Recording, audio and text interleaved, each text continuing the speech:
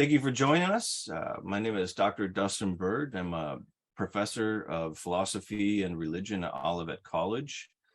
And today I have with me Dr. Rudolf Siebert, who is a professor emeritus from Western Michigan University in the Department of Comparative Religion, and he also taught in the sociology department, who taught for over 50 years. He is the founder and director of 2 international courses in Dubrovnik, Croatia, as well as another in Yalta, Ukraine. And he's written dozens of books and hundreds of articles on critical theory in the Frankfurt School, Hegel, political theology, psychology of religion, and he's the foremost developer and founder of the critical theory of religion and society. He's recently published the book Hegel and the Critical Theory of Religion, published by Ekpyrosis Press. He's currently working on a book on the Authoritarian Personality. He's a member of the Institute for Critical Social Research or Critical Social Theory, which was founded in 2021. And with that, I'd like to welcome him to our discourse. Thank you, Dr. Siebert, for being here. Good morning. Nice to see you again. Nice to see you as well. Very good. And I forgot to mention my longtime mentor. Of course. Exactly. So today we're going to talk about the authoritarian personality, which is obviously something that needs to be talked about with the rise of populism in the West, the return of the strongman politics you see in many different countries around the world. So mostly when scholars talk about the authoritarian personality, especially when they're coming from a critical theory background, they return to the Frankfurt School's book, The Authoritarian Personality, this very famous book that Adorno was a part of, for instance. What is the status of that book in today, Rudy? Is it still an authoritative book in the field of social psychology? Well, of course, that was not the start of the discourse on the authoritarian personality. The starting point was rather that what Erich Fromm did. This book here, I don't know if you can see it. Mm-hmm. That is the workers and blue collar workers, white collar workers at the evening before the Third Reich, the Third Empire. So that was around 1930 that this was done, with 8,000 workers were interviewed. And so the question was the dichotomy or the antithesis between the revolutionary personality and the authoritarian personality. So from the very beginning, it was this dichotomy. The discussion about this dichotomy goes from then up to today. So then only later on, Adorno took it over and did the same thing with labor unions in the United States. But the results were so negative. That means there were so many authoritarian personalities in the labor unions that it could not be published. So it is still in Löwenthal's estate in the University in California and has never been published. But afterwards, another work was done on a broader population on the authoritarian personality. And that is what you just mentioned. That came out then as a book, but still with the interviews which were done.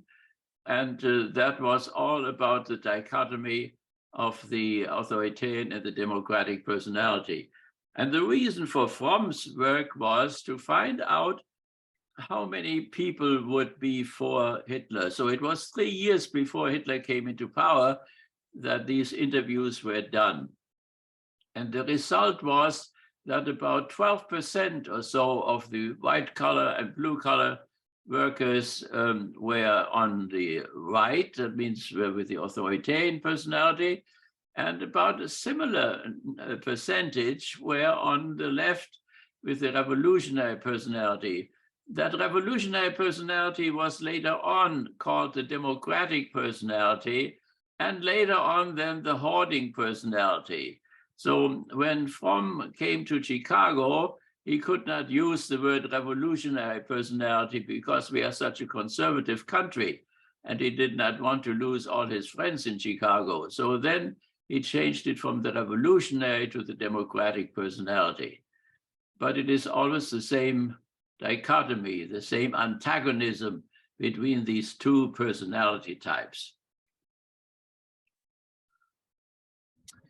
Yeah. So what are the defining characteristics of the authoritarian personality? Yeah. So the whole study was done so in Frankfurt, in the Institute for Social Research, and there was another institute of psychology or psychoanalysis, and Fromm was in this Institute for Psychoanalysis, and the two institutes joined there. That means the psychological department went over to the critical theory department, the Department of Critical Research, and so they cooperated. Horkheimer and Fromm cooperated. They were friends early on. And what they did, they were called the Café Marx at that time in Frankfurt.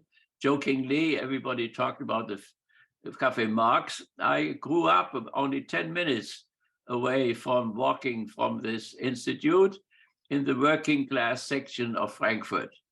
And at the same time, Fromm came also from Frankfurt, but from the bourgeois part. And Adorno came also from Frankfurt, and he came also from the bourgeois part. So the rich people lived on one side, and on the east side, on the west side, the Bockenheim it was called. That was where the university was, where the institute was.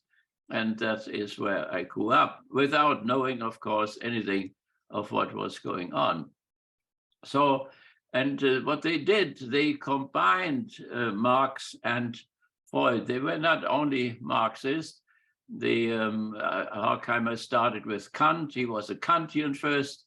Then they studied later on Hegel. So they came only later on to Marx. And it was always a combination of great Enlightenment people like Nietzsche and Marx and so on, and Freud. And so Café Marx was a little bit one-sided type of a name for the whole institute.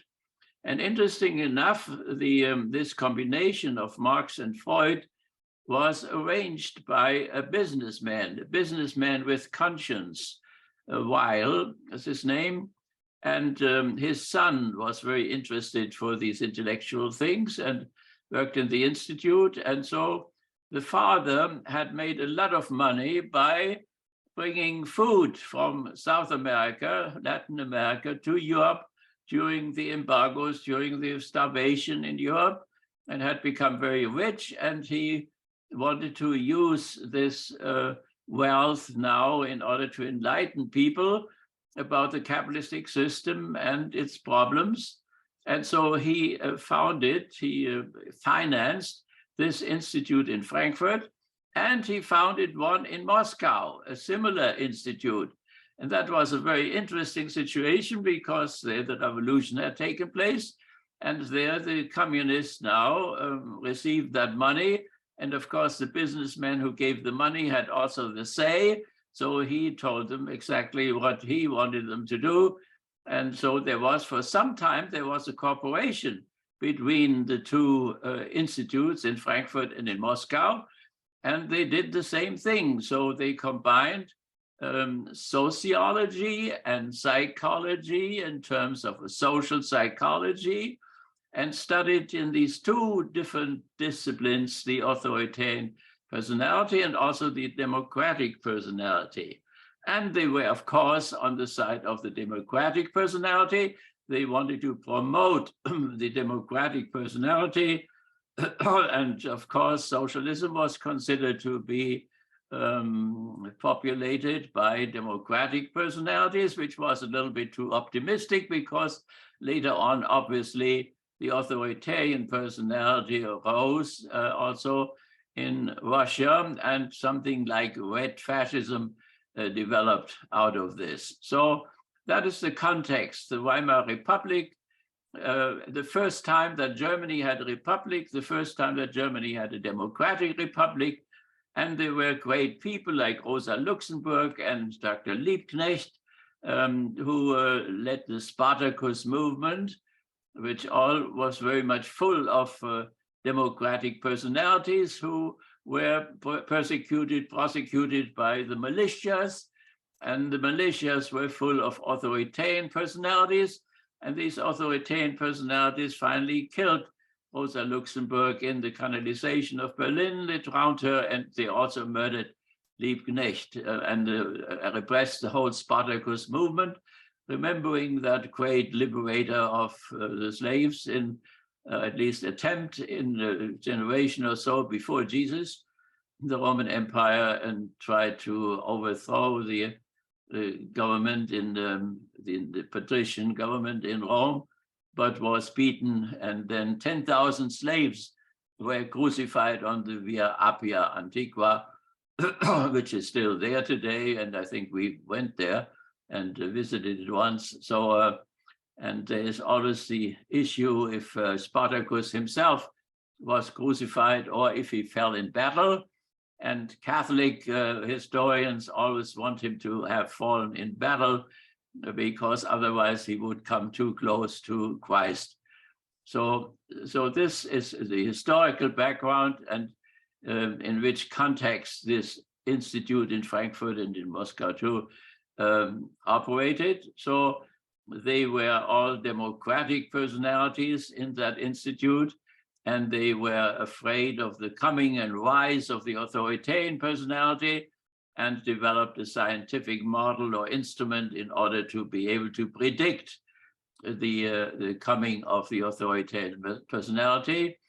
And it was not so that the percentage of authoritarian personalities was very high, but it was rather those people who were in the middle between the two extremes and were passive and let the authoritarian personality return or do whatever it wanted to do, which made then Hitler receiving more votes. It was not a very overwhelming victory, which he had in 1933, but it was enough in order to bring him into power and to make him chancellor and so on. So they predicted it rightly, and then they predicted again in 1962 when Adorno wrote a little book which today came out, which recently came out as aspects of the new right radicalism, the right-wing radicalism, which was a prediction which Adorno made in 1962, which, by the way, for my family, was the reason why we came to this country, because I had been educated in the critical theory in the prisoner of war camp in Camp Allen, and then was sent to Germany in order to transform the fascist state into a liberal one.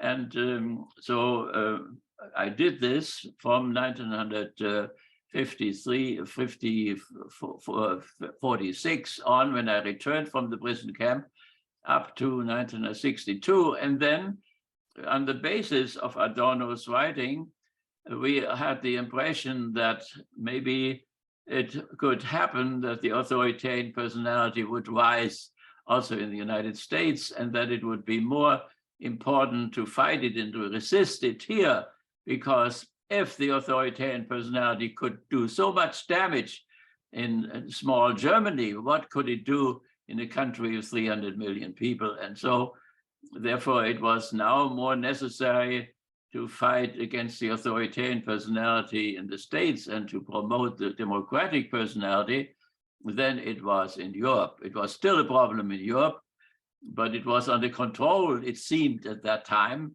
and it seemed to be more necessary to look forward what would happen in the leading nation. And so that is why my family moved here, and from the time I came here in 1962, in all my teaching activities then, I was concerned with the critical theory and derived from it the critical theory of religion.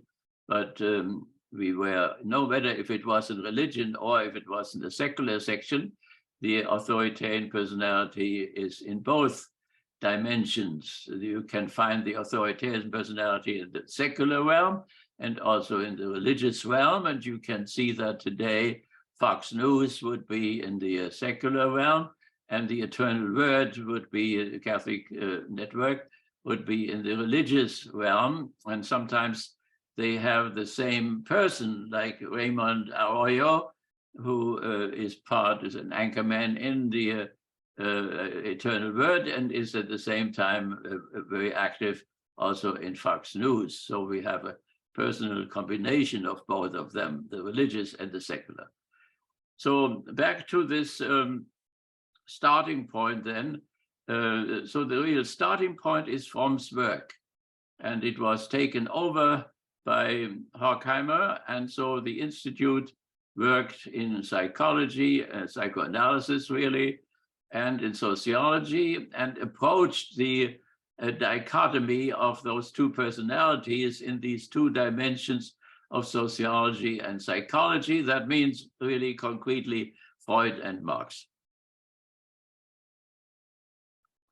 Yeah, so what would be the defining characteristics? I mean, what defines an authoritarian, let's say, from someone who's simply conservative? Yeah. Well, so you can find authoritarian personalities among conservative people who are very different from those who are further to the right than they are, namely the fascist personalities and so on. So we never find anywhere a combination. So the combination which I give you now is my own. So as I look through the studies, I think there are the following characteristics or traits, personality traits, as far as the authoritarian personality is concerned. I think it is, first of all, romantic. Romantic in the sense that it looks backward to the past. So the good times were in the past, and these good times have to be restored again, to make Germany great again, to make Europe great again, to make America great again. So the model of the greatness is in the past. That can be very different. So for Mussolini's fascism, it was the Roman Empire. For Hitler, it was the Germanic tribesmen. For Franco, it was the time of the conquistadores. And for Portuguese, and so on. So for everybody, this past is something else, but this is a characteristic point, the turning backward toward the past. So I had relatives in Rochester who are building the streets in Rochester, and these people, they remembered the time when one could still walk freely in Rochester, and there were no labor unions yet, and the world was still a healed place. And since then, things got worse and worse, because now we have the labor unions, and now we have a left wing of the Democratic Party. And so everything goes down the drain now. So that is one characteristic. And there is, of course, there's a dimension of art involved in it, romantic art, like Wagner, for instance, going back to the Walküre and back to the Germanic tribesmen. And then he converted again and returned to Christianity, but then it was old medieval Christianity. So it was always this backward type of orientation. Another issue is the nationalism. We have Christian nationalism powerfully in this country. Christian nationalism, it can also be called Christofascism, or it can also be called clerico-fascism. In Europe, the name clerico-fascism was usually used. I never heard Christofascism, but I heard it here recently. So this nationalism, that means my country, right or wrong. There is no moral equivalence. So when the Russians do some bad things, then we know that these are bad things. But when we do them, then they are suddenly good things. There are victims which we prefer, like the victims, for instance, the Ukraine, and which we then consider as martyrs. But then there are our own victims in Yemen and in Iraq and whatever, and they are rather neglected. And we are not talking about very much about 40 children in a bus in Yemen, which were just bombed out on their way to the mosque and so on. So this is the nationalistic thing. My country cannot do anything bad, and you cannot talk against the propaganda of your country, then you are a traitor, you are on the other side, and it can become rather dangerous then under this nationalistic position. You could also say that nationalism means that a nation has a consciousness of other nations, but at the same time, it may not have a self-consciousness at the same time. That means there is a mental problem, a split between the consciousness of the others, but one is not aware how one is part of that, what one sees. One does not see oneself in the other, but at the same time, one may unconsciously project one's own stuff and put it on the enemy and so on. So that is psychologically and also sociologically quite interesting. So that would be a second characteristic, an extreme type of nationalism. And there are, of course, normal forms of all of that. So there's nothing wrong with being romantic, and just if it becomes very extreme and penetrates all dimensions of life, then it becomes somewhat pathological. The same thing is, of course, one can love one's nation, and one can love one's nation more than other nations because one comes from the Rhine River or one comes from the Mississippi, and one loves those rivers better than the Volga or whatever. So there is a normal form. So the difference between health and sickness is not a qualitative one, but it's a quantitative one. That so if somebody weeps a little bit, that's normal. But if somebody weeps all day long, then it becomes pathological. If somebody laughs a little bit, that is okay. But if he laughs all day long, then of course it becomes questionable. So that, as far as nationalism is concerned, there's nothing wrong with loving one's country and have a preference for one's own country, where one is born and where one is rooted. But when it becomes quantitatively extreme, then it becomes pathological. Another element is capitalistic. Is pro-capitalistic, the type. Wherever you find that type, he will be pro-capitalistic. But it's interesting that it is not capitalism as it would be defined by economics or by political economics, like Malthus or Smith or Hegel or whatever would have defined it, namely as the private appropriation of collective surplus value. That means that a small group of people appropriate the surplus which goes beyond the salary, which are costs of production, and that what the workers work to, which does not go into the hands of the workers, but which goes right away into the hand of the owners. And that the owners who own the means of production, that they are just appropriating that without having worked for it. And those who have worked for it don't get it, and so on. That is the fundamental problem of capitalism. It is, of course, also in a different way the fundamental problem of slavery, the fundamental problem of feudalism as well. It is always a certain group of people who, not working, appropriate the work of the others, and the others do not get what they worked for. And it is so normal that nobody usually thinks about it or whatever, but this is not what, in which sense the authoritarian personality is capitalistic. It is rather, it is capitalistically minded in the sense that it thinks there must be leaders, there must be authorities, strong men, powerful men in the realm of the dimension of the state, of history, and also of economics. So for Hitler, for instance, Hitler thought of himself as one of those great men. It's the great man theory of history. He had Frederick the Great, for instance, the picture in his office in the bunker in Berlin. That is the example of the great individual. And there was a British author who glorified the great man theory.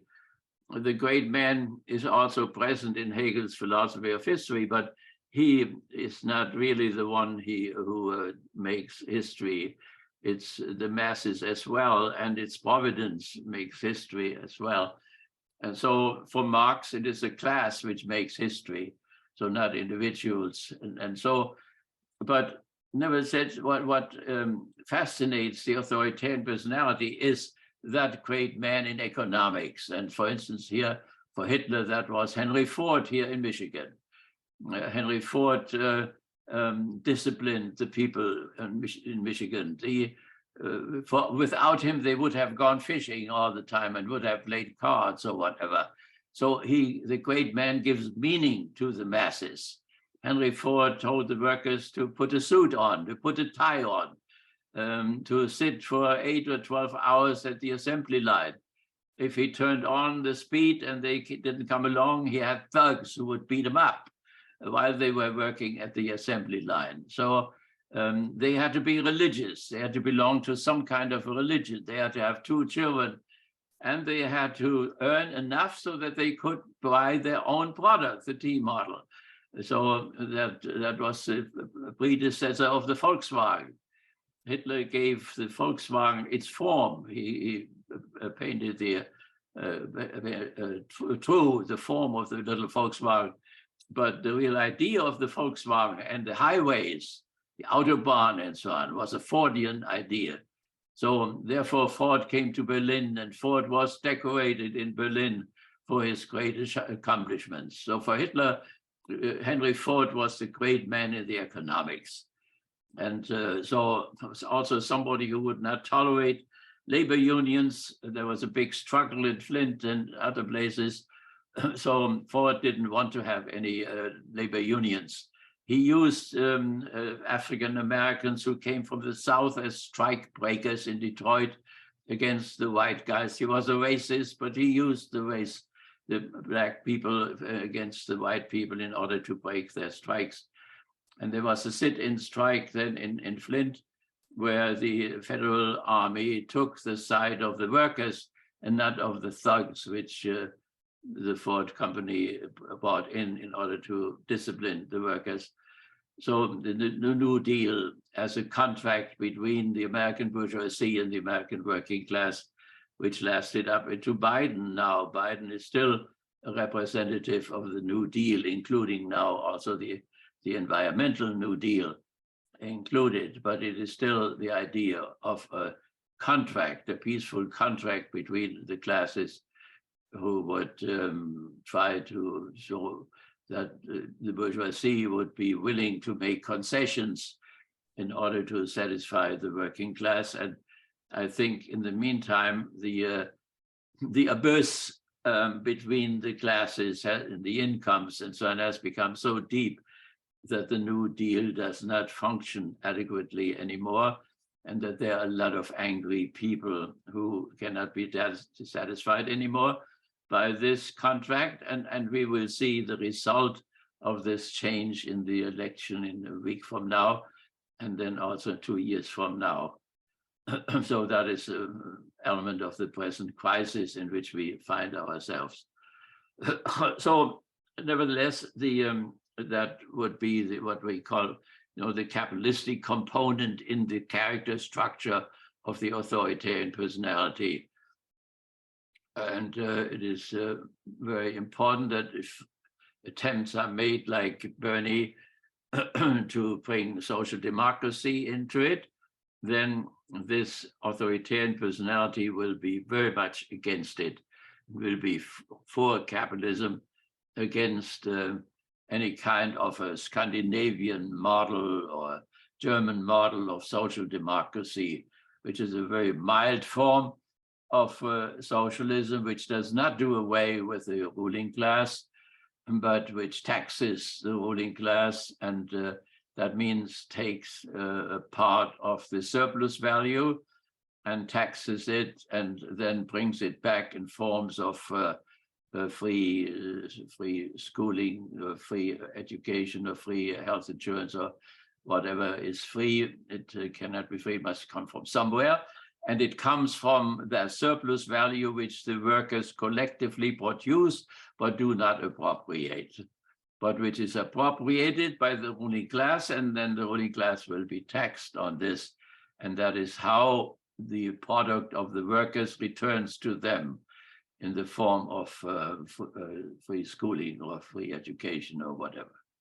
That is how it happens in social democratic countries, how it happened in Sweden, and how it happened in Norway and Denmark, but also in Germany, and in France as well, in Italy.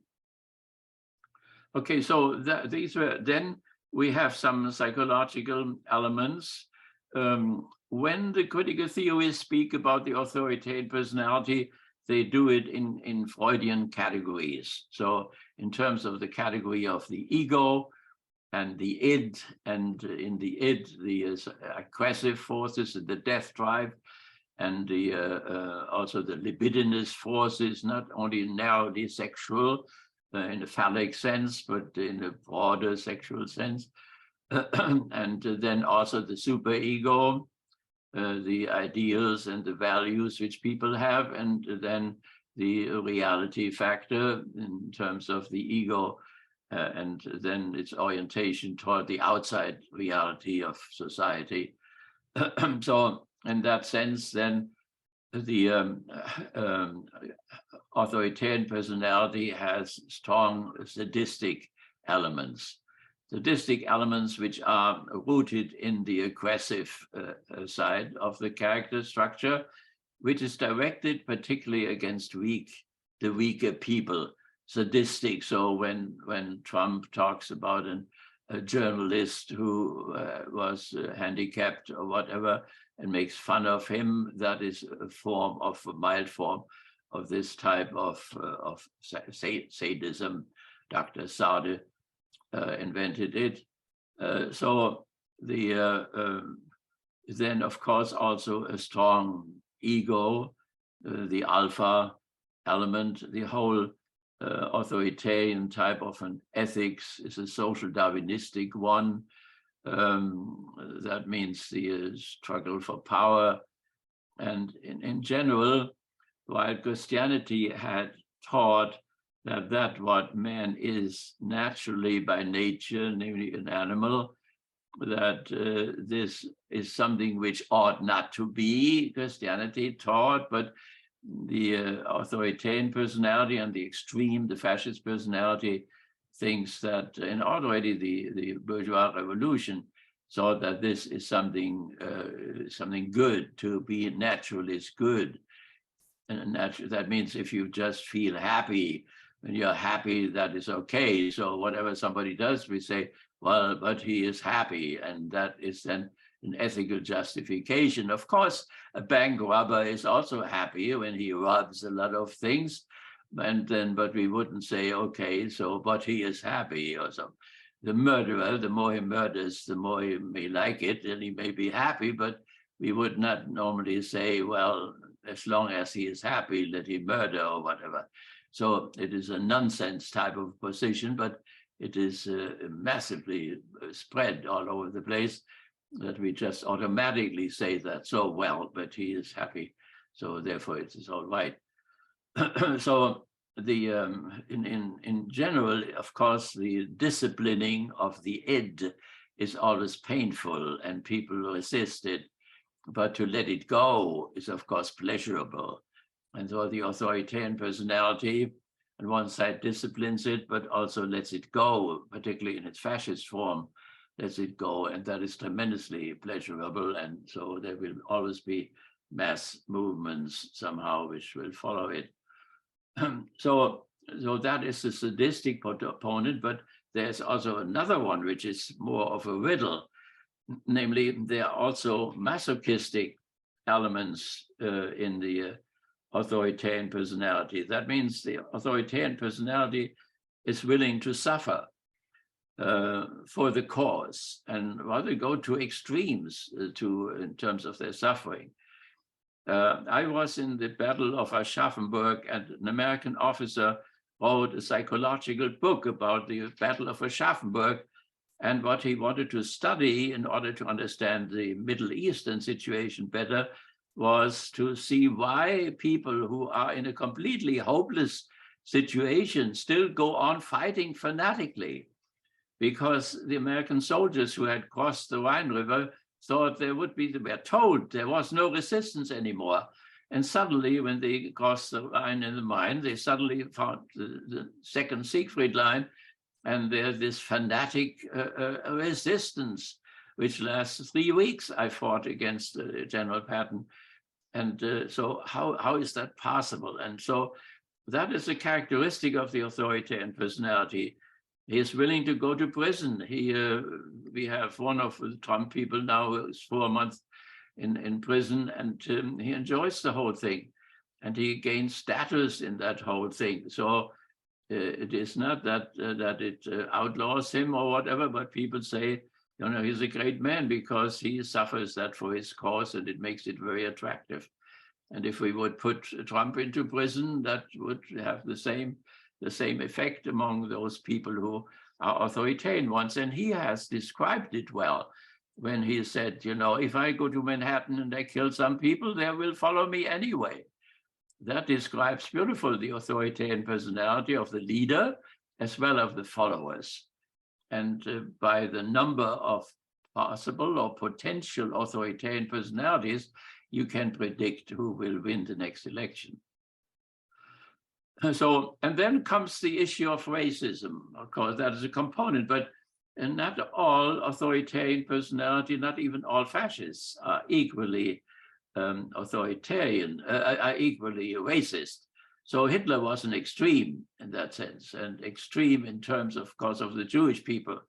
But he also was racist in terms of the Africans, considered them to be inferior, did not shake their hands when during the Olympics, African people won the highest prize and so on. He was refused to shake their hands. And so that was a very extreme form and led to the extreme, to the Wannsee Conference and the decision to use Cyclone B in order to gas masses of people, but also including gypsies and homosexuals. And so it was not the Jewish people alone, but about 6 million of people became victims of this form of sadism and this form of racism, and combination of both.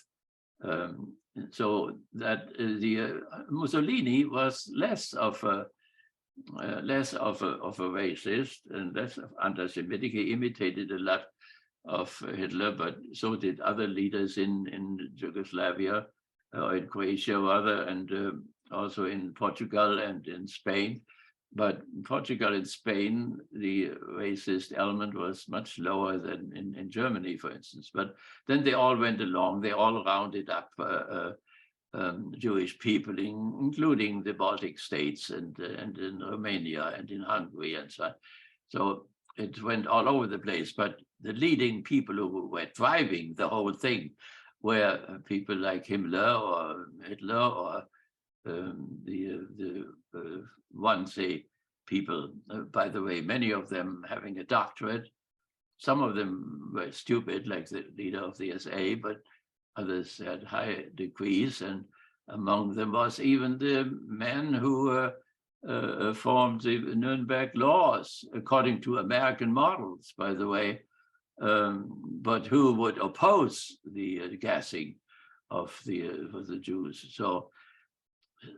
So this is the racist component, and I think that the racist element is that what motivated the critical theorist in the first place to study the authoritarian personality.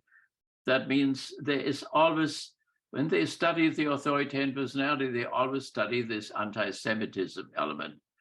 And so their experience in Frankfurt, already when they grew up, or at Stuttgart for Horkheimer, they felt this anti-Semitism in my elite gymnasium in Frankfurt, we had some Jewish people who slowly disappeared without anybody saying anything or mentioning anything. And so it could just be verbal, but it could be felt.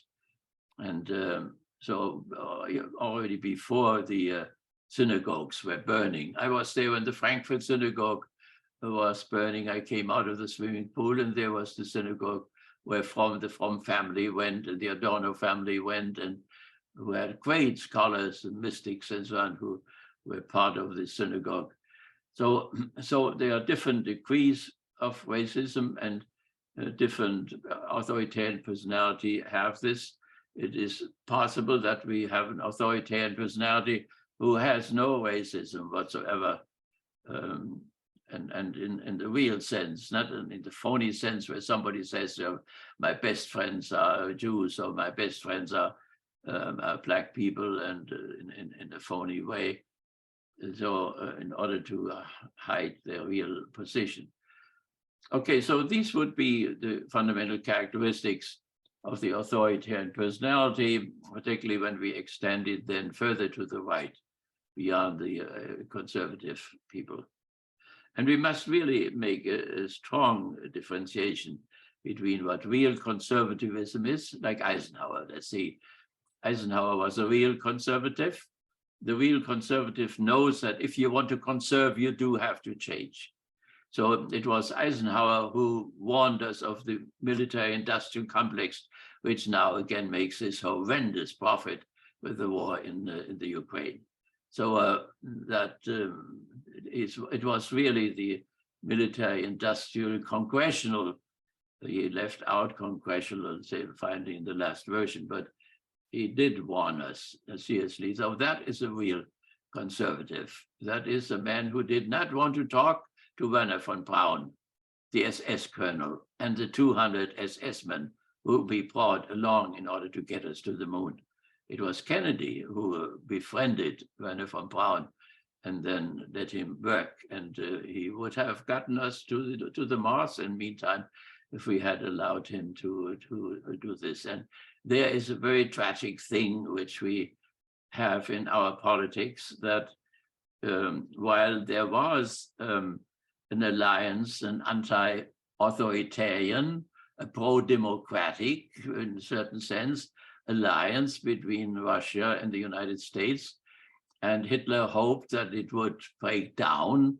He hoped that the same thing would happen to him, what happened to Frederick the Great, that the Tsarina died, and that therefore the alliance broke down. So when Roosevelt died, all the German newspapers said, the Tsarina is dead, the Tsarina is dead. That means they hoped that this would break the alliance, but the alliance broke a few months after Hitler was dead. So too late for him. And then, of course, we have this issue then that the denazification in Germany was stopped.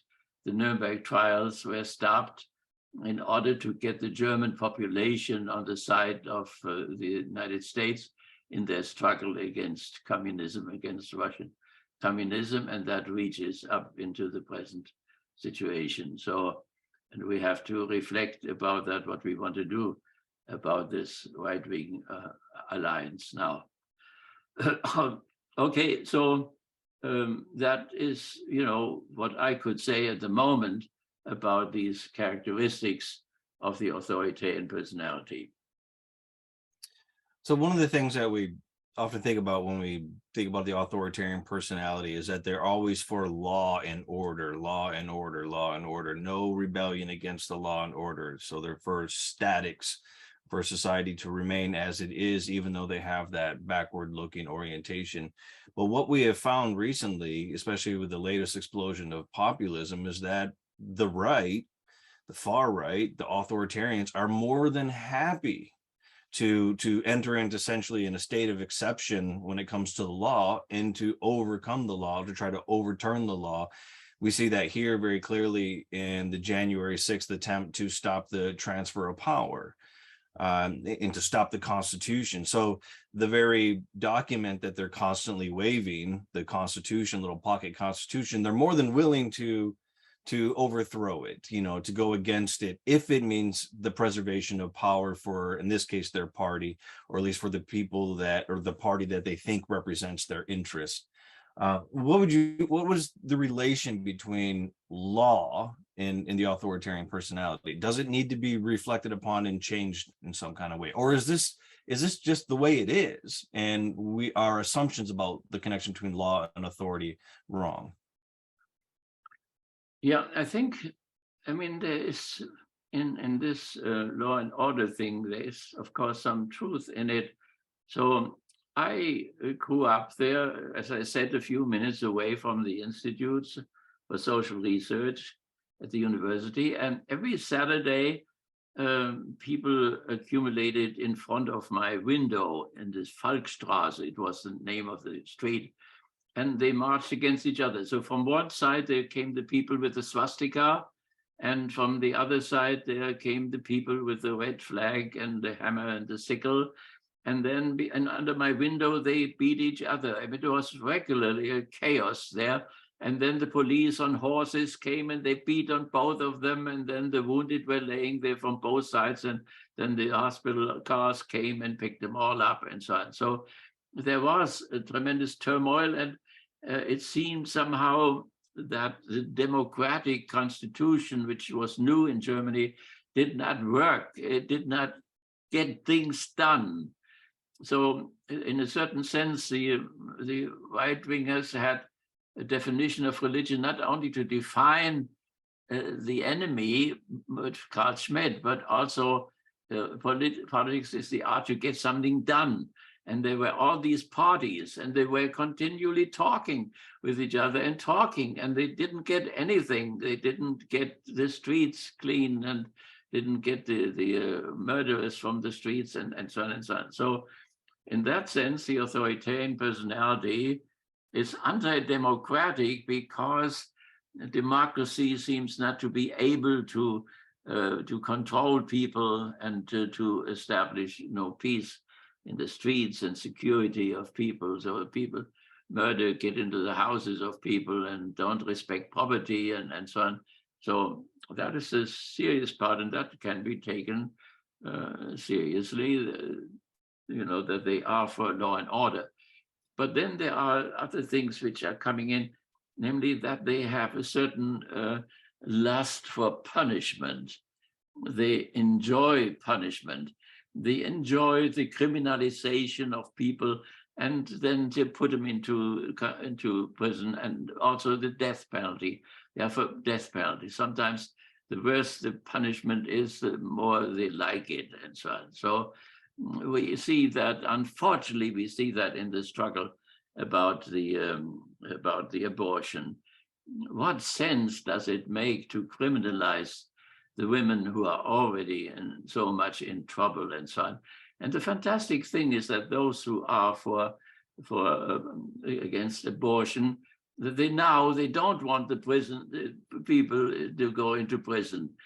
They first criminalize it, and then, of course, when you criminalize somebody, he has to go to prison. But they don't want them to go to prison now. They know themselves that there is something strange in this type of a position. And it does not help. It does not diminish the abortion. It just represses them like it was before Roe and Wade. That means the rich people can go to Sweden and Norway and Germany or whatever, wherever, or in the next state, wherever abortion are allowed. But the poor, the masses, the majority of people cannot afford this. And so they take the clothes hangers and kill themselves together with the embryo and so on. It makes no sense whatsoever to think about the causes of abortion and then to reduce the causes in order to get out. I would dare to make the statement that nobody wants to have abortion whatsoever. It is not right to say that people who are pro-choice, that they are for abortion. I may be pro-choice and may hope that the women will make the right choice, but they do have the choice between the two things and about their bodies and so on. but there comes a sadistic trait through this enjoyment in terms of punishment and worse type of punishments, and to believe that these punishments will do something. The death penalty has never taken down the number of killings and so on, or intimidated people that they wouldn't kill or whatever.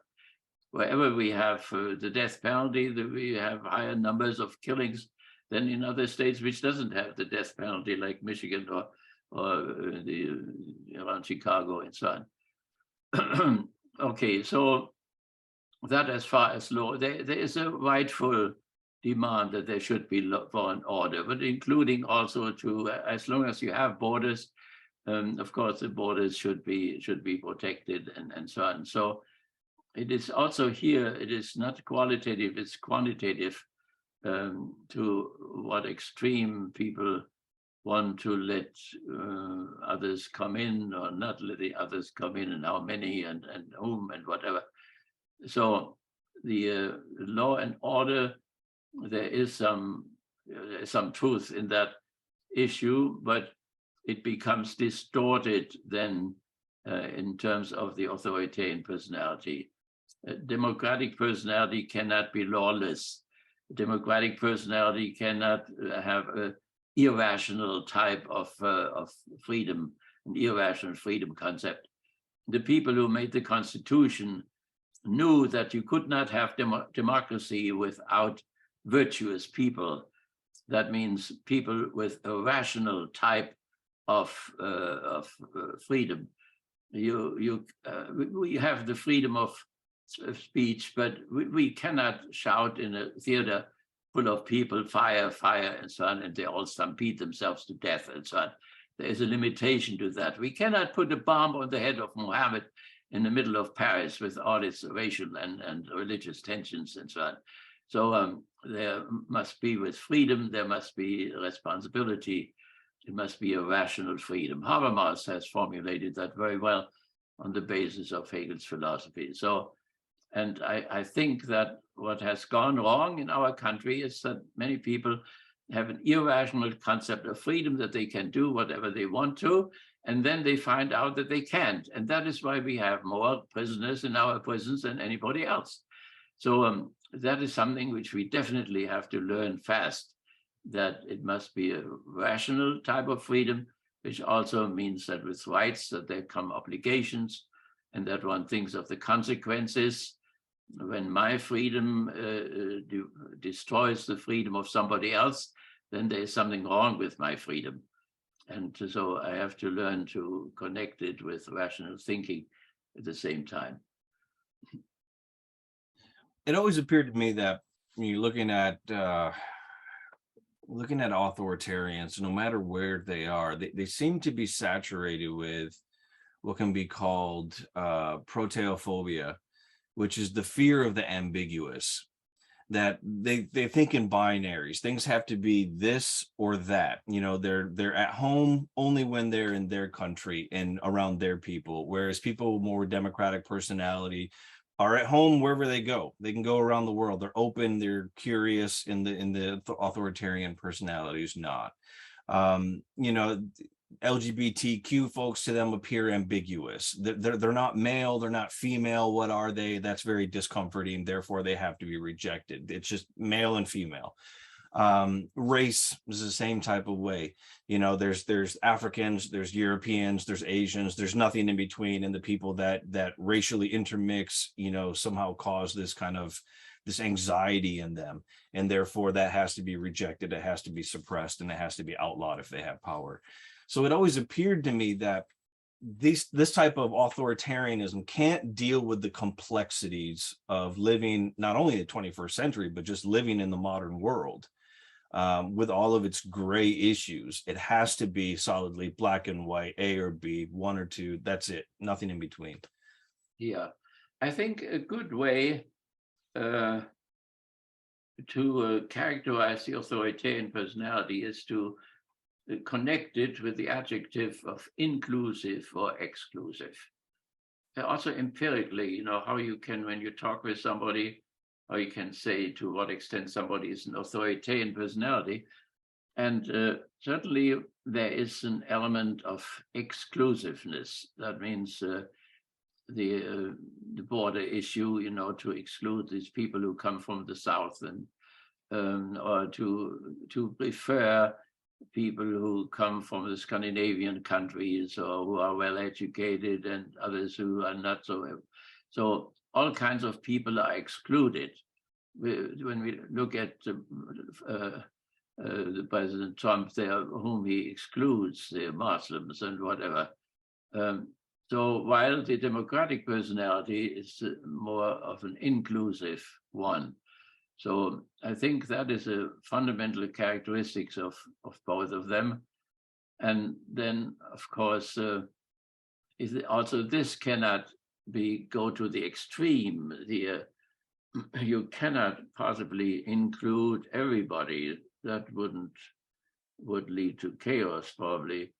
And the authoritarian personality cannot exclude everybody. So the Trump, on one side, he may be anti-Semitic in some ways, but he has included a Jewish son-in-law. And so there are, even as far as the Nazis were concerned, they all have their friendly Jew.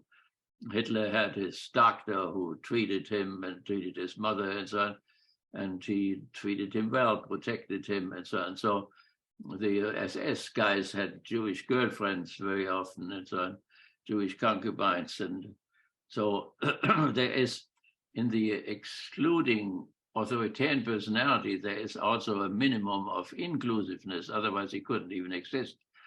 And also with the democratic personality, there must be a certain minimum there must be a limit to the inclusiveness. Otherwise, he would threaten his own existence. And then, of course, you know, to differentiate in this complexity, you are absolutely right. It is very hard to differentiate different things which come to us.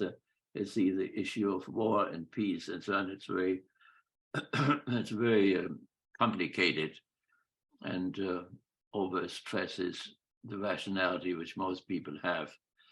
And then they feel very confused and they feel very frightened too, because they have the feeling of control. The authoritarian personality wants to control, and then things are so complex that they cannot be easily controlled. And then they become frightened, and out of the fear, they do strange things. So when you look at authoritarian Catholicism, for instance, how did they ally themselves with all these fascist states? The concorded with between the Vatican and Mussolini, and the empire concorded with Hitler, and the concordance with Salazar and with Franco and so on. How did Catholicism become fascist? Because out of fear of the Soviet Union, out of fear of communism, that communism could take over. And no real idea what that is. Nobody read Marx or whatever. It's still today in the Eternal Word, like in Fox News. There's no idea who Marx was or what he has taught or how he was different from Adam Smith or whatever. No real knowledge whatsoever, just this vague thing that there is some kind of a big boogeyman who threatens everything. And it is this fear then which drives people to extreme positions which they don't want to take really, but they find themselves. I had a pastor who's in the last month of the war who had been persecuted by the Gestapo and so on, but he still thought that Hitler was the only man who could protect Europe from the Slavic world, from the Bolshevists and the communists and so on. So, and he was not a stupid man. He was rather intelligent, but he still was driven by his fear into extreme positions. Yeah, so when we think about the authoritarian personality, obviously, I think the findings of was published in 1950 of the Authoritarian Personality, the percentage-wise of authoritarians or revolutionary personalities probably still holds true today to a certain extent. I wonder what institutions in society create the authoritarian personality, because I haven't, there's some arguments that, some level of it is genetic, but it seems to me more like the context, the social context, which creates authoritarians. And that could be in the family, that could be in civil society, that could be in the state, that can be in religious institutions. Where does the authoritarian come from?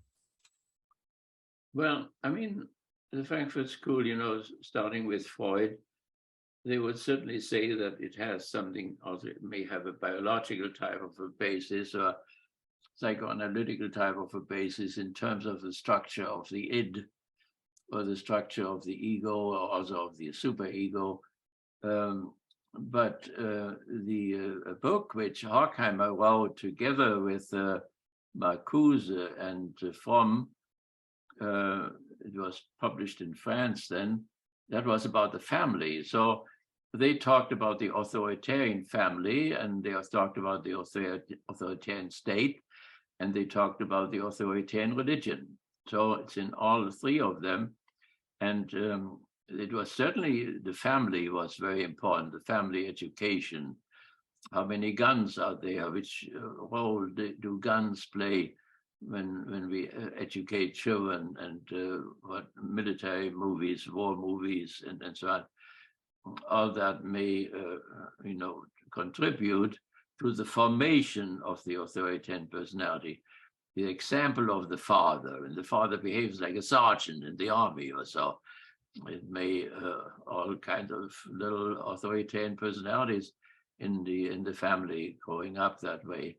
Stories, of course, with the authoritarian personality, there are certain stories involved. The stories which people tell when they come home from the First World War or the Second World War. They tell a story, they make myth, they tell how courageous they were, how many enemies they killed, and so on. So the stories which then turn into myth or into ideologies, ideology understood as false consciousness and as hiding of economic or other political motivations, or simply the untruth. And I experienced that massively, that I had uncles or so who had participated in the war and told all these fantastic war stories, or John Wayne in our movies, in the cowboy movies, the sheriff, and so on. John Wayne was certainly an authoritarian personality and reached innumerable families and helped to shape the character of people. So the family, and then also the religion. The Adorno made all these studies of fascist ministers here in this country, where he analyzed the sermons and so on in every detail, and they are repeated now again like it was in the 30s. So that is also where this is also a place where authoritarian personalities are formed. And I had many people who were raised in the Catholic youth movement and then fit very well also into the Hitler Youth, or fit very well into the army, and were excellent army officers and so on, and were proud of it and so on. So I think all of the best officers in the German army, not in the SS, but in the German army, came out of the Catholic youth movement, led by the Jesuits. So, that if we ask, what are the environments in which this character is formed, then and not a matter of biological heritage, but in terms of education, then I think the family and the the church played a great role, and then also the corporation.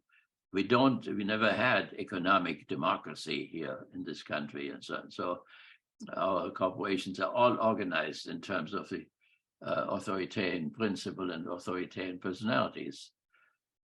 Ford certainly was an authoritarian personality. He drove his son into suicide, who was more of a democratic shape and form and so on. So that's where people, whatever they have learned in the church, whatever they have learned in the family, is then reinforced wherever they work in the corporation, which has an authoritarian structure.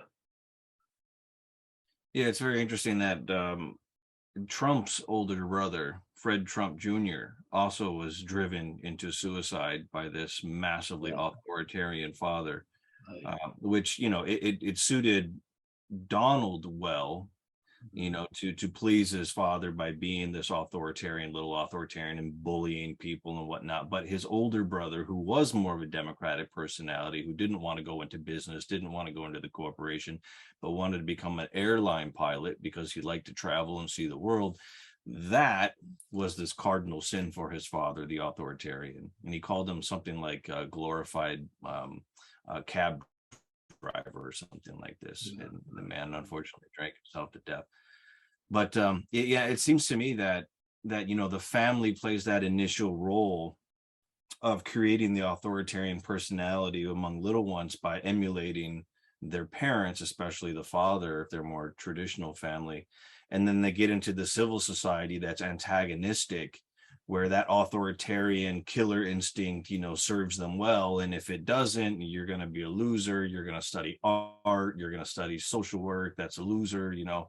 And so the pressure there is to succeed. In order to succeed in a capitalist society, you have to be that killer, you know. And then if that's reinforced by the religious institutions, right, that this is somehow the way that God made the world, that this is somehow, you know, what you have to do if you're going to be a champion for Christ or something like this, or a Muslim who stands up for the Islamic world, that also feeds into that authoritarian personality. And then if the state shows up to be authoritarian, right, the crime and punishment type of state, the state that allows someone like a Donald Trump or a Bolsonaro or any of these other strongmen to come in and impose the will in the name of the order, you know, law and order, on people who are generally more marginalized, right? What kind of effect that has on younger kids? I mean, I see it from my own students,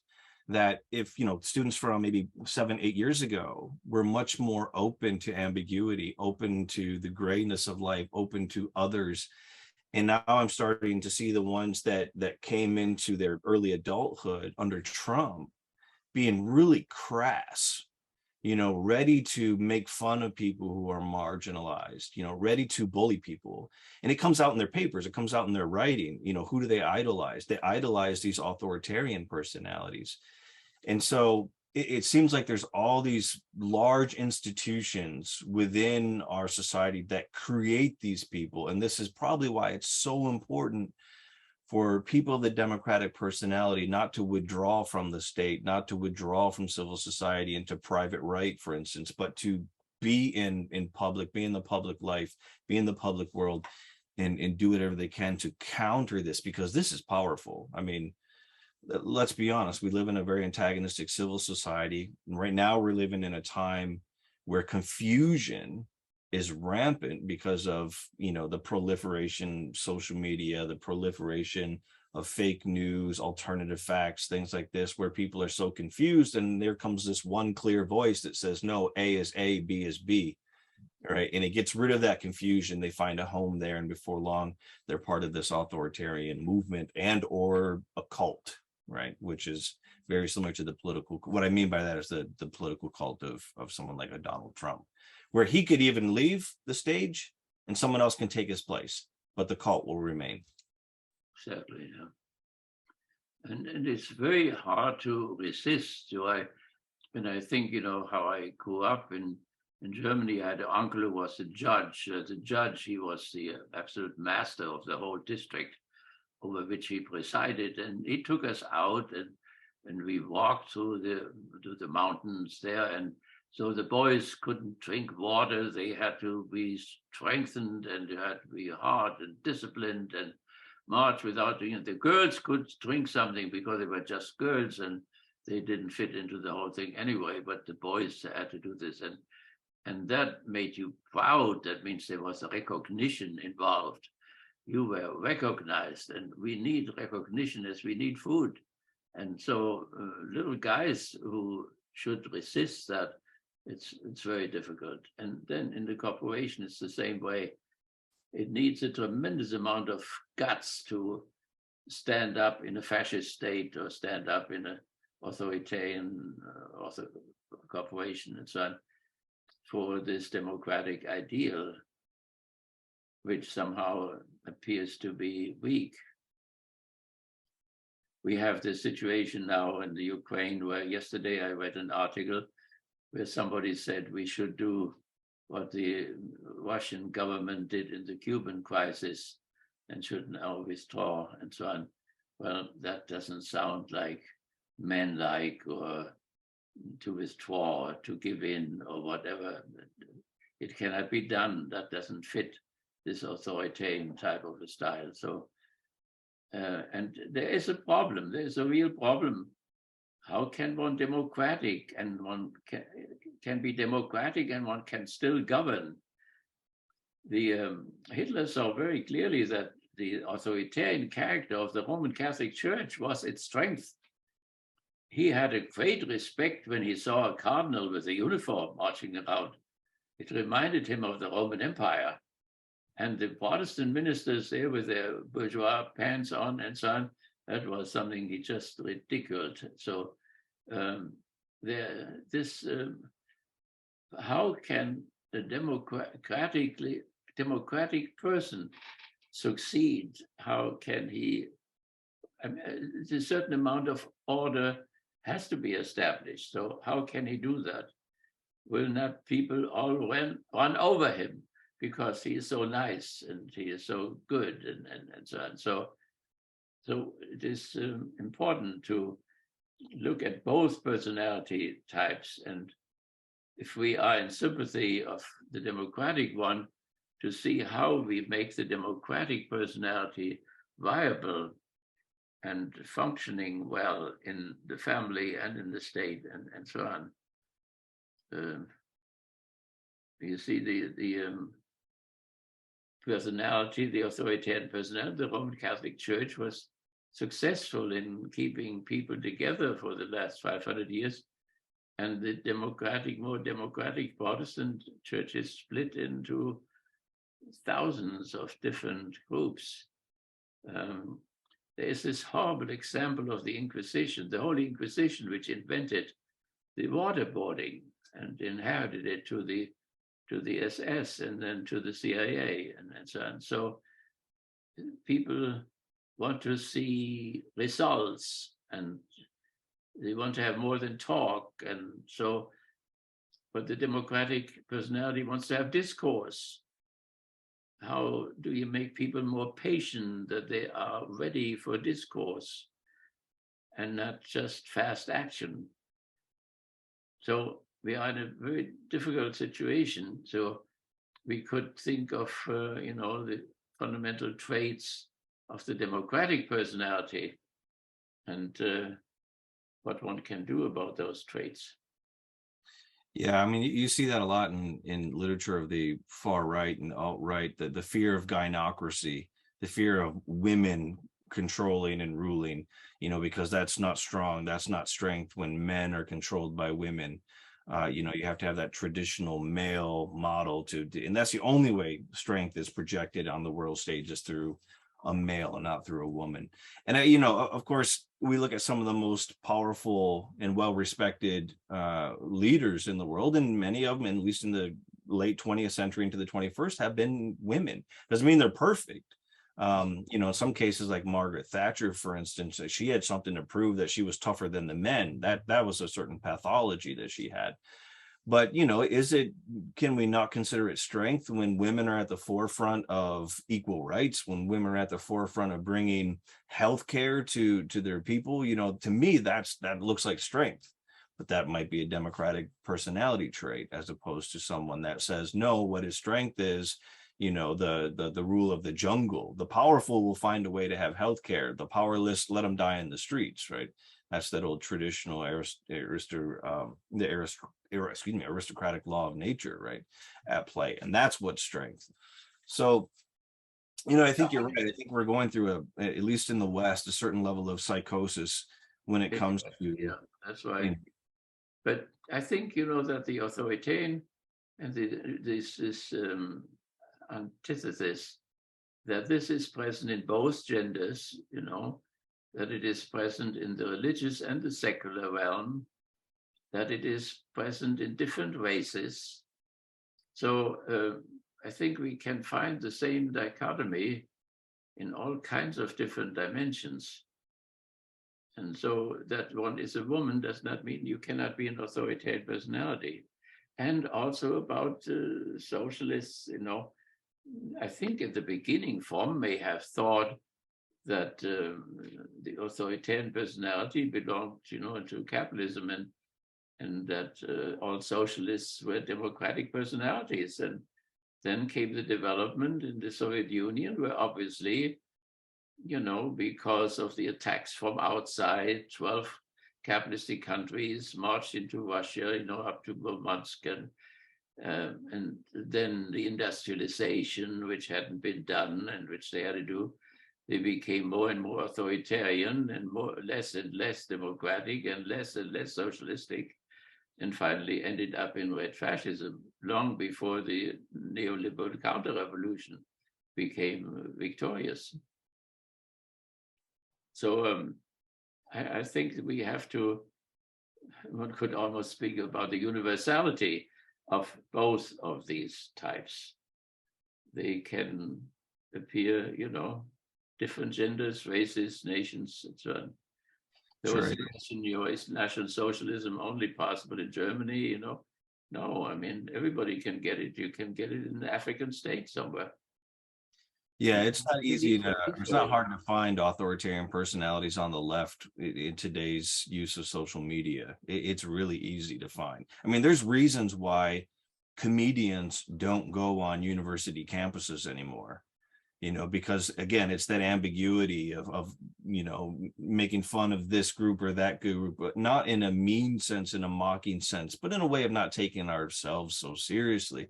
But you can't do that on certain campuses anymore because there's an authoritarian side on the, not so much on the political left, but on the cultural left that said, absolutely not, no more, that you cannot say that, you can't do this, you can't do that.